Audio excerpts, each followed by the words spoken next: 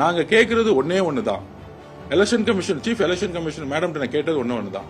நாங்க பிரச்சாரம் பண்ணும் பொழுது இன்னொரு கரூர் சம்பவம் நடக்க கூடாதுங்கிறத நாங்க தாழ்மையுடன் அந்த மேடம் நாங்க கேட்டுக்கிறோம். ஏன்னா அவ்வளவு வழிகள் இன்னைக்கு நாங்க பார்க்கும் பொழுது அந்த ரோட்ல ஒரு அலை உருவாற மாதிரி நாங்க கொளத்தூர்ல அந்த வேன் நிக்கும் பொழுது முன்னாடி ஸ்பாட்டுக்கு போகாம முன்னாடியே ரைட்லயே திரும்பிட்டோம். பேசுறது கூட தலைவருக்கு மனசு வரல. ஏன்னா அங்க வேவ்னு சொல்லக்கூடிய மக்களுடைய அலை அதிகமா இருந்துச்சு. எந்த ரோடுமே காவல்துறை சரியா பிளாக் பண்ணல. எந்திரிச்சு நிக்கும் போது பதற்றத்தோடய நீங்க பேசினாரு. எங்க கண்ணு முன்னாடி திருப்பியும் எந்த காவல்துறையும் உள்ள விடாம மக்கள் இந்த குறுகிய சாலையில கூடட்டும், அளவுக்கு அதிகமான கூட்டம் கூடட்டும், அதுக்கப்புறம் திருப்பி இடிச்சிட்டு திருப்பி கீழே விழுந்தா திருப்பியும் எங்க தலைவர் மேல பழி போட்டு திருப்பியும் இன்னொரு கரூர் சம்பவத்தை இன்னைக்கு மு.க. ஸ்டாலின் அவர்கள் தன்னுடைய கொளத்தூர் தொகுதியில நடக்கணும்னு முற்பட்டாரு. அதனாலதான் இன்னைக்கு கொளத்தூர் தொகுதியிலேயே நாங்க பாதியிலேயே எங்களுடைய ப்ரோக்ராம கேன்சல் பண்ணிட்டு வண்டியை ரைட்ல திருப்பிட்டு நேரா இந்த ப்ரோக்ராம் கேன்சல் பண்ணிட்டோம். சோ இன்னைக்கு இருக்க பிரச்சனை 26 கூட்டணி கட்சின்னு சொல்லிட்டு இருக்கக்கூடிய திமுக தலைவர் மு.க. ஸ்டாலின் அவர்கள் ஏன் இந்த பயம்?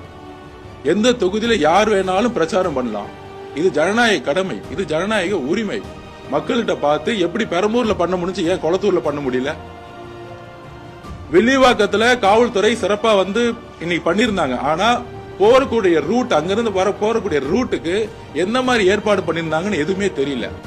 அப்ப ஒரு சில தொகுதிகள்ல காவல்துறை நல்லா சிறப்பா செயல்படுறாங்க, ஆர்ஓவோட பேச்ச கேக்குறாங்க. ஆனா கொளத்தூர் மாதிரி இருக்க தொகுதியில ஆர்ஓவோட பேச்ச கேட்கறதே கிடையாது. அப்ப காவல்துறை இன்றைக்கும் திரு மு.க. ஸ்டாலினோட பேச்ச கேட்டுக்கிட்டு இன்றைக்கு நடந்த இன்னைக்கு எல்லாமே லைவ்ல பாத்திருப்பீங்க. பெரம்பூர்ல எந்த அளவுக்கு சாலைகளை ஒருங்கிணைத்து அழகா பண்ணிருந்தாங்க, மக்களோட பாதுகாப்புக்கு என்ஷூர் பண்ணிருந்தாங்க. ஆனால் ஏன் கொளத்தூர் பண்ணப்படல? ஏன்னா கொளத்தூர்ல மு.க. ஸ்டாலின் அவர்களுக்கு மிகப்பெரிய எதிர்ப்பு இருக்கு. அவர் இன்னைக்கு எங்களை பொறுத்த வரைக்கும் ட்ரையல் இருக்கிறார். இன்னும் 2 முறை பிரச்சாரம் நடந்துச்சுன்னா மு.க. ஸ்டாலின் அவர்கள் அங்க தோத்துருவார். இந்த தோல்வியோட பயத்துல தான் இந்த காவல்துறையையும் இந்த கவர்மெண்டோடைய மிஷினரியும் இப்ப இல்ல கடந்த 8 மாதமாவே எங்களுக்கு எதிராக மு.க. ஸ்டாலின் அவர்கள் எங்களை அதை மிஸ்யூஸ் பண்ணிட்டு இருக்காரு. தன்னுடைய அதிகாரத்தை இன்டைரக்டா எங்க மேல ஒரு கரூருக்கு அப்புறம் எந்த இடத்துலயும் பர்மிஷன் கொடுத்தே கிடையாது. எஸ்ஓபி போட்டு எஸ்ஓபி முடிக்கிறதுக்கு ஒவ்வொரு தாட்டி பர்மிஷன் வாங்கினா 30 நாள் ஆகும். 30 நாள் பர்மிஷன் வாங்குறதுக்குள்ள நாங்க அடுத்த 3 மாசத்தை கடக்க வேண்டியதாயிடும். இப்ப அதே மாதிரி கொளத்தூர்ல அதை நிப்பாட்ட பார்த்தாரு. அதனாலதான் காவல்துறை முழுசும் எந்த இடத்தையும் சப்போர்ட் பண்ணல. லைவ்ல எல்லாத்தையும் நாங்க பதிவு பண்ணிருக்கிறோம். தயவு செய்து எலெக்ஷன் கமிஷனுடைய சீஃபுக்கு நாங்க ரிக்வெஸ்ட் பண்றோம், காவல்துறையை தயவு செஞ்சு இடமாற்றத்துல உருவாக்கணும். இன்றைக்கும் முக்கியமான தொகுதிகளை போக முடியல. மக்களுடைய பாதுகாப்பை தான் நாங்க உறுதிப்படுத்த சொல்றோம். கொளத்தூர்ல இன்னைக்கு ஏதாச்சும் மக்கள்ல ஏதாச்சும் ஒரு இழப்பு ஏற்பட்டு இருந்தா அதுக்கு யார் பதில் சொல்றது? சோ மக்களுடைய பாதுகாப்புக்கு தான் நாங்க இன்றைக்கும் முழுசா கவனம் செலுத்தி இன்னைக்கு கேம்பெயினை நிப்பாட்டி வில்லிவாக்கத்துக்கு போக முடியல, அண்ணா நகருக்கு போக முடியல. அதனால இத ரொம்ப சீரியஸாக மக்களுடைய பாதுகாப்புக்காக இம்மிடியட்டா நாங்க இன்னைக்கு மதியானமே எலெக்ஷன் கமிஷனுக்கு கம்ப்ளைண்ட் பண்ணிட்டோம். நாளைக்கு நாங்க போய் திருப்பி எலெக்ஷன் கமிஷனோட சீஃப் மேடத்தை போய் பார்த்து இதை வலியுறுத்தி இந்த போலீஸ் ஆபீசருடைய இன்றைக்கும் திமுகவுடைய முன்னாள் முதலமைச்சரா இருக்கட்டும் அமைச்சர்களோட தொடர்பை நாங்க எடுத்துரைத்து கூடிய விரைவில் ஒரு நேர்மையான அதிகாரிகளை கொண்டு இந்த எலெக்ஷன் நடத்தணுங்கிறதா எங்களுடைய வேண்டுகோள். தேங்க்யூ. இல்ல இன்னைக்கு தான் முதல்ல நாங்க ஆரம்பிச்சோம். இன்னைக்கு முதல்ல ஆரம்பிக்கும் போதே நான் தான் சொல்றேன், நாங்க யாரையும் குறை சொல்லணும். பெரம்பூர்ல ரொம்ப நேர்மையான ஒரு அதிகாரிகள் இருந்தனால அது கரெக்டா இருந்துச்சு. ஆனா கொளத்தூர்ல மட்டும் ஏன் எங்களால போக முடியல? எங்களோட பிரச்சாரத்தை ஏன் ஆன் ஸ்பாட்டுக்கு எங்களால போக முடியல? பெரம்பூர்ல பண்ண மாதிரி அந்த ரோட பிளாக் பண்ணி பேரிகேட்ஸ் போட்டுட்டு மக்களை ஒரு டிஸ்டன்ஸ்ல ஒரு 50 மீட்டர் டிஸ்டன்ஸ்ல வச்சிருந்து இந்த இடத்துல மட்டும் தான் நீங்க நிக்கணும்னு ஒரு கரெக்டான பிளான் பண்ண காவல்துறையை நாங்க தலைவணங்குறோம். எங்களுக்கு யாரையும் குறை சொல்லணும்னு எங்களுக்கு அவசியம் இல்ல, அரசியல் பண்ணல. எங்களுக்கு திருப்பியும் மனித இழப்புகளோ மனித உயிர்களோ ஏற்பட்ட கூடாதுங்கிற ஒரே விஷயத்த நாங்க திருப்பி பதிவு பண்றோம். அரசியல்ல ஜனநாயக பூர்வமா நம்ம எதுக்கலாம், சண்டை போடலாம், ஓட்டுல வந்து மக்கள் டிசைட் பண்ணட்டும். ஆனால் மக்களுடைய பாதுகாப்பை வச்சு ஒரு கட்சியும் ஒரு தலைவரையும் ஒரு விஷயத்தை கிரியேட் பண்றது திமுக அப்பையிலிருந்து முற்பட்டுட்டே இருக்கு. ஏன்னா அவங்களுக்கு பேசுறதுக்கு எதுவுமே கிடையாது. இந்த விஷயத்தை நாங்க திருப்பி பதிவு பண்றோம். திமுகவுடைய தலைவருடைய ஸ்டாலின் அவர்கள் அப்பையிலிருந்து கரூர் இன்சிடென்ட்ல இருந்து அது பண்ணிக்கிட்டே இருக்கிறாரு. அவர் அமைதியா இருப்பாரு, யாரையும் திட்ட மாட்டாரு, எந்த கட்சி பேரையும் சொல்ல மாட்டார். ஆனா தன்னுடைய காவல்துறையும் தன்னுடைய அதிகாரத்தையும் துஷ்பிரயோகம் பண்ணிக்கிட்டே இருக்காரு. அதுதான் இன்னைக்கு கொளத்தூர் நடந்தது. அந்த கொளத்தூர்ல அவர் ரோட் ஷோ போறாரு. மக்களுடைய செல்வாக்கு என்ன இருந்துச்சு? ஆனா நாங்க உள்ள நுழையும் பொழுது எத்தனை மணி நேரம் நாங்க வந்து வெயிட் பண்ணி மக்களோட ஆதரவோட அந்த கொளத்தூர்ல இருந்தோம்னு உங்களுக்கு தெரிஞ்சிருக்கும். இதோட பயம் தான் திருப்பியும் காவல்துறையை வந்து ஒரு மிஸ்லீட் பண்ணிட்டு இருக்கிறத நாங்க பதிவு பண்றோம். இது தமிழகம் முழுவதும் நடக்க கூடாதுங்கிறதுக்காக தான் இதை சீரியஸா எடுத்து இன்னைக்கு கேம்பெயினை நாங்க நிப்பாட்டி நாளைக்கு வந்து முறையில்லான்னு இருக்கோம். காவல்துறையை உடனடியா பொதுவா எந்த ஸ்டேட்ல எலெக்ஷன் கமிஷன் வந்தாலும் ஒரு சுழற்சி அடிப்படையில் மாட்டுவாங்க. இன்னும் மாற்றப்படல. அதை நாங்க கடுமையா நாளைக்கு வலியுறுத்துவோம். இன்று எங்களுடைய நேற்று எங்களுடைய தலைவர் வந்து 234 தொகுதிக்கும் வேட்பாளரை அறிவித்தார். முதல் கட்டமாக எங்களுடைய தலைவருடைய வேட்புமனு இன்று வந்து பெரம்பூர்ல தாக்கல் செய்யப்பட்டது. எங்களுடைய தலைவருடைய பிரச்சாரமும் வெற்றிகரமாக இன்று வந்து பெரம்பூர்ல துவங்கி அடுத்தடுத்த கட்டங்களை நோக்கி நகர்ந்திருக்கு. பெரும்பாலான இடத்துல எங்களுடைய வேட்பாளர்கள் வேட்புமனுகளை தாக்கல் செய்து கொண்டு வருகிறார்கள். இன்னைக்கு நாம திரும்பவும் சொல்றது என்னன்னா, ஒவ்வொரு இடத்திலும் இன்னைக்கு எங்களுடைய தலைவருடைய பிரச்சாரத்துல பாத்தீங்கன்னா எங்கேயுமே காவல்துறை இல்லை. அதாவது பெரும்பாலான அவ்வளவு கூட்டங்கள் வருது. கூட்டங்களை ஒழுங்குபடுத்துவதற்கு, ஏன்னா பெர்மிஷன் இருக்கு, எல்லாம் இருக்கு, கூட்டங்களை ஒழுங்குபடுத்துவதற்கு ஒரே இடத்துல கூட காவல்துறை இல்லை. அது சம்பந்தமாக தலைமை தேர்தல் டெல்லிக்கும் தலைமை தேர்தல் ஆணையத்துக்கும் தமிழகத்திற்கு தேர்தல் ஆணையத்துக்கும் நாங்கள் புகார் கடிதம் எழுதியிருக்கோம். ஒரு பிரச்சாரம் தொடங்கிய பிறகு, எங்களுடைய தலைவருடைய பிரச்சாரம் தொடங்கிய பிறகு, அந்த இடத்துக்கு வந்த பிறகு மக்கள் எல்லாம் இருக்காங்க. ஒரு காவல்துறை அதிகாரி கூட அங்க இல்ல, ஒரு காவலர் கூட இல்லை. ஒரு சம்பவம் நடக்க வேண்டும், ஏதாவது ஒரு அசாதாரண சூழ்நிலை உருவாக வேண்டும் என்பதற்காகவே அந்த மாதிரியான சூழ்நிலையை காவல்துறையே வந்து ஏற்படுத்துகிறாங்க தெரியல. முக்கியமாக சென்னை காவல்துறை இதை வந்து வேண்டுமென்றே செய்கிறாங்கன்னு தான் நாங்க நினைக்கிறோம். அடுத்ததா பாத்தீங்கன்னா, இன்னைக்கு எங்களுடைய தலைவருக்கு கொளத்தூர்ல நாங்க வந்து பிரச்சாரத்திற்கான ஏற்பாடுகளை நாங்க செஞ்சிருந்தோம். அதுல வந்து மைக் யூஸ் பண்ணணும், ஸ்பீக்கர் யூஸ் பண்ணணும் அப்படின்ற பெர்மிஷனும் வாங்கியிருந்தோம். அது இருந்தும் கடைசி நேரம் வரை எங்களுடைய தலைவருக்கு அந்த பெர்மிஷன் கொடுக்கப்படவில்லை.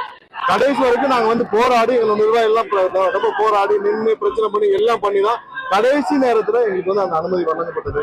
மிகவும் கடுமையான ஒரு சூழ்நிலையில் ஒவ்வொரு இடத்திலும் எங்களுடைய பிரச்சாரத்திற்கான தடைகளை இங்க இருக்கிற காவல்துறை திமுகவுடன் இணைந்து கொண்டு, திமுகவுடன் பணம் பெற்றுக்கொண்டு, திமுகவுக்கு கைக்கூலியாக செயல்படும் வந்து ஒரு பெரும்பாலான அதிகாரிகள் இதை செஞ்சுக்கிட்டு வராங்க. இதற்கு எங்களுடைய கடுமையான கண்டனத்தை தெரிவிச்சு இன்னைக்கு வந்து நாங்க வந்து தலைமை தேர்தல் ஆணையம் டெல்லிக்கும் வந்து இங்க தமிழகத்திற்கு தேர்தல் ஆணையர் தலைமை தேர்தல் ஆணையருக்கும் நாங்கள் கடிதங்களை அனுப்பிச்சிருக்கோம். அதற்கான இதுவும் அமைச்சிருக்கோம். கண்டிப்பாக அவர்கள் இந்த அதிகாரிகள் மீது நடவடிக்கை எடுக்க வேண்டும். தமிழகம் முழுவதும் எங்களுடைய வேட்பாளர் பிரச்சாரம் சுமூகமாக செல்ல வேண்டும். இந்த தேர்தல் ஒரு மாற்றத்திற்கான தேர்தல். கண்டிப்பாக 234 தொகுதி எங்களுடைய வேட்பாளர் அனைவரும் வெற்றி பெறுவார்கள். எந்த மாற்றம் கட்டும்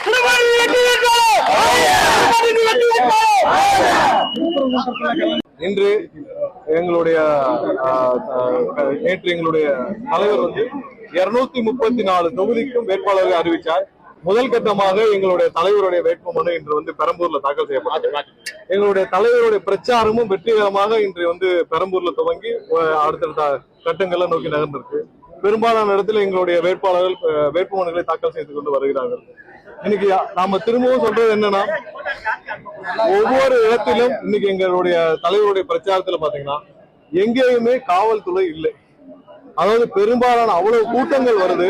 கூட்டங்களை ஒழுங்குபடுத்துவதற்கு, ஏன்னா பெர்மிஷன் இருக்கு, எல்லாம் இருக்கு, கூட்டங்களை ஒழுங்குபடுத்துவதற்கு ஒரே இடத்துல கூட காவல்துறை இல்லை. அது சம்பந்தமாக தலைமை தேர்தல் டெல்லிக்கும் தலைமை தேர்தல் ஆணையத்துக்கும் தமிழகத்திற்கு தேர்தல் ஆணையத்துக்கும் நாங்கள் புகார் கடிதம் எழுதியிருக்கோம்.